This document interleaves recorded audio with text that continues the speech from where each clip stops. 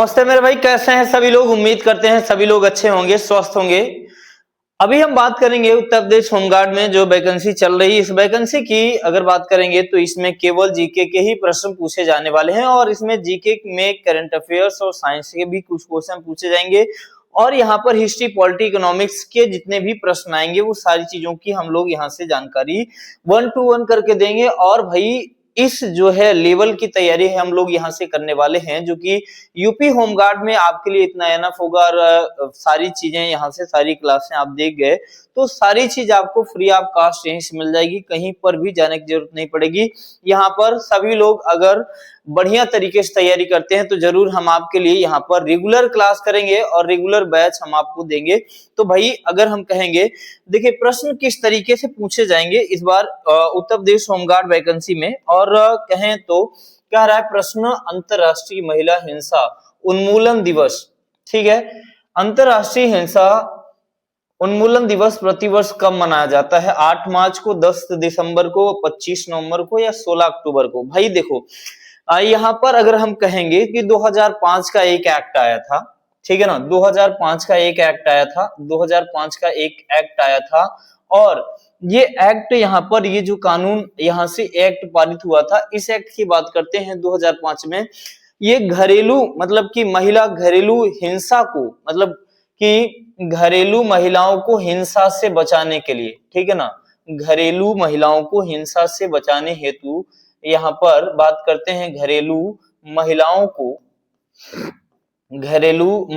को हिंसा से बचाने के लिए, जो महिलाएं हिंसा का शिकार हो जाती हैं, ठीक है ना, हिंसा से बचाने के लिए एक एक्ट आया था, ठीक है ना, बचाने के लिए एक्ट आया था 2005 का, ठीक है ना। तो अगर हम कहते हैं कि यहाँ पर दो चीजें और पूछी जाती है, अंतरराष्ट्रीय बालिका दिवस, ठीक है ना, अंतरराष्ट्रीय बालिका दिवस आपसे पूछा जाता है भाई, यहीं पे अंतरराष्ट्रीय बालिका दिवस पूछा जाता है। क्या पूछा जाता है आपसे? अंतरराष्ट्रीय बालिका दिवस, ठीक है ना भैया। अंतरराष्ट्रीय बालिका दिवस कब मनाया जाता है अगर बात करेंगे तो अंतरराष्ट्रीय बालिका दिवस। फिर यहाँ से कहेंगे राष्ट्रीय बालिका दिवस कब मनाया जाता है? राष्ट्रीय बालिका दिवस कब मनाया जाता है, ठीक है ना, राष्ट्रीय बालिका दिवस कब मनाया जाता है, ठीक। तो यहाँ पर ये सारी बातें आप लोग बिल्कुल कंठस्थ एकदम याद रखिएगा। तो हम कहते हैं कि भाई अंतरराष्ट्रीय, ठीक है ना, अंतरराष्ट्रीय बालिका दिवस की बात करेंगे और तो 11 अक्टूबर, ठीक है ना, कब मनाया जाता है अंतरराष्ट्रीय बालिका दिवस? 11 अक्टूबर को, ठीक है ना भाई, कब मनाया जाता है? 11 अक्टूबर को, ठीक है ना, 11 अक्टूबर को मनाया जाता है। फिर राष्ट्रीय बालिका दिवस की बात करेंगे, 24 जनवरी को राष्ट्रीय बालिका दिवस मनाया जाता है। कब मनाया जाता है भैया? 24 जनवरी को राष्ट्रीय बालिका दिवस मनाया जाता है, ठीक है ना। अब कहें यहाँ से अंतरराष्ट्रीय महिला हिंसा उन्मूलन दिवस कब मनाया जाता है भैया? 25 नवंबर। क्या आंसर दे सकते हैं? 25 नवंबर इसका बिल्कुल करेक्ट आंसर हो जाएगा। तो यहाँ से एक एक करके सारी बातों को नोट्स करते रहिएगा और बढ़िया तरीके से नोट्स बनाएंगे और आगे चल करके प्रॉपर आपको काम देने वाला है। चलिए भाई अगले प्रश्न की तरफ बढ़ते हैं हम लोग। अगला क्वेश्चन आपके सामने रहा, हाल ही में संविधान 130वां संविधान संशोधन जो विधेयक 2025, इसमें गंभीर अपराध में गिरफ्तार मंत्रियों को पद से हटाने का प्रावधान है कि जांच के लिए गठित संयुक्त संसदीय समिति जेपीसी के अध्यक्ष के रूप में किसे नियुक्त किया गया? सिंपल सी बात समझिए, जैसे कि मान लीजिए कि भारत की संसदीय समिति में यहाँ पर 31 लोगों की यहाँ पर एक कमेटी बनाई गई, 31 लोगों की एक समिति बनाई गई और इस समिति में एक कानून बनाया गया। मतलब मौजूदा सरकार जो भाजपा सरकार है, ये कानून यहाँ पर 130वां संशोधन लेकर के आई और इसमें इनका कहना यह है कि अगर जैसे मान लीजिए कोई चीफ मिनिस्टर है या प्रधानमंत्री हैं, अगर ये किसी भी कारणवश 30 दिनों तक जेल की सजा काटते हैं, ठीक है ना, अगर किसी कारणवश इनको 30 दिन का जेल हो जाती है, 30 दिन की जेल हो जाती है, तो इनके पद पर किसी और को यहाँ पर या ये अपने पद से इस्तीफा दे देंगे, ठीक है ना, ये अपने पद से क्या दे देंगे? इस्तीफा दे देंगे या इनका पद खाली माना जाएगा। ठीक है ना। तो ये निश्चित रूप से कह सकते हैं कि विपक्ष और पक्ष की बात करेंगे, जो विपक्ष रहेगा, विपक्ष में रहेगा तो उसको हमेशा डर रहेगा, इस बात का डरने की जरूरत हमेशा पड़ेगी।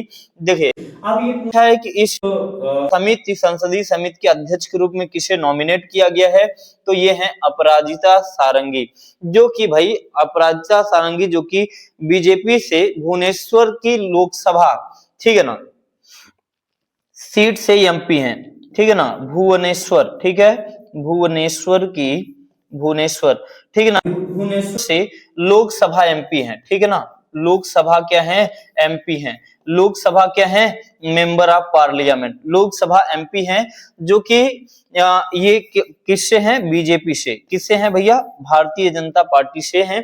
तो ये कानून जो है यहाँ पर पारित किया गया है, जो कि 31 लोगों की क्या बनाई गई थी, कमेटी बनाई गई थी, 31 सदस्यों की समिति बनाई गई, ठीक है ना भाई। अगला प्रश्न आपके सामने रहा, ये प्रश्न जो है, ये प्रश्न बहुत इंपॉर्टेंट भाई, कहीं ना कहीं किसी न किसी एग्जाम में आपसे पूछा जरूर जाएगा।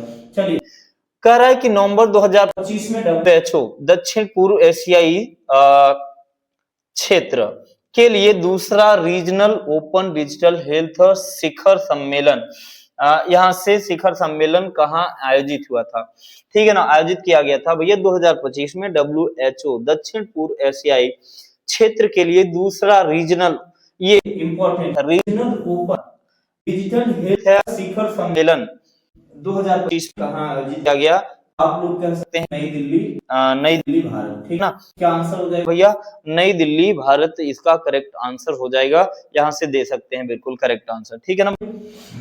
ये करंट संबंधित क्वेश्चन है। उत्तर प्रदेश इलेक्ट्रॉनिक्स घटक निर्माण नीति 2025 किस तिथि से प्रभावी हुई, होमगार्ड, उत्तर प्रदेश से संबंधित जितनी भी चीजें हैं वो आप लोगों को कंफर्म होनी चाहिए भाई। उत्तर प्रदेश इलेक्ट्रॉनिक्स घटक विनिर्माण नीति 2025, ठीक है ना, 2025 ECMP 2025 तिथि से प्रभावी हुई थी, तो ये बताएंगे 1 अप्रैल 2025, क्या है भैया, इसकी डेट है 1 अप्रैल 2025, करेक्ट आंसर हो जाएगा इसका, ठीक है। चलिए, तो हम लोग अगला प्रश्न देख लेते हैं भाई। अगला सवाल आपके सामने रहा, उत्तर प्रदेश की मॉडल ग्राम पंचायत योजना, ठीक है ना, ये मॉडल ग्राम पंचायत योजना केंद्र सरकार की योजना है, किसकी योजना भैया, केंद्र सरकार की योजना है, ठीक है ना, किसकी योजना है भाई, केंद्र सरकार की योजना है, के तहत पंचायती राज विभाग और 6 विश्वविद्यालयों के बीच हुए समझौता ज्ञापन के अनुसार राष्ट्रीय ग्राम स्वराज अभियान के तहत 750 ग्राम पंचायतों को मॉडल पंचायत के रूप में विकसित करने का लक्ष्य किस वित्तीय वर्ष में रखा गया। कहने का मतलब कि तकरीबन 750 ग्राम पंचायतों को यहाँ पर मॉडल ग्राम पंचायत के रूप में इसे विकसित करने का प्रयास किया जाएगा, और इन्हें 750 ग्राम पंचायतों को चुनना पड़ेगा। और यहाँ पर फाइनली यहाँ से जो चीजें करी जा रही हैं, वित्त वर्ष इसका 2026 और 27 होगा, जिन्हें टारगेट मिला है कि 2026-27 में इन्हें 750 ग्राम पंचायतों को मॉडल ग्राम पंचायत में इसे विकसित करने का लक्ष्य है, ठीक है ना।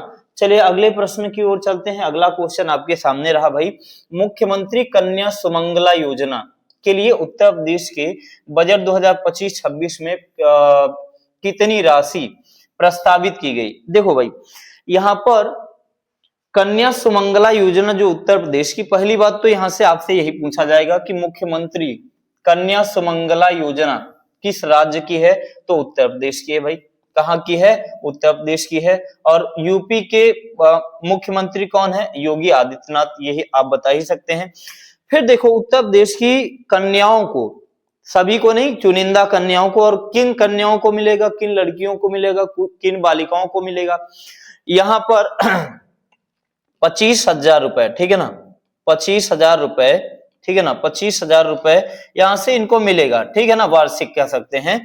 तो कहने का मतलब भाई कि कन्या सुमंगला योजना के लिए उत्तर प्रदेश के बजट 2025-26 की बात करते हैं, तो यहाँ पर जिन लड़कियों के घर की, मतलब उनके माता पिता की अगर बात करते हैं, जो पिता की, उनके घर की जो इनकम होगी 3 लाख से कम होगी, ठीक है ना, 3 लाख से कम होगी, 3 लाख से कम होगी तो उनके लिए कन्या सुमंगला योजना का लाभ मिलेगा।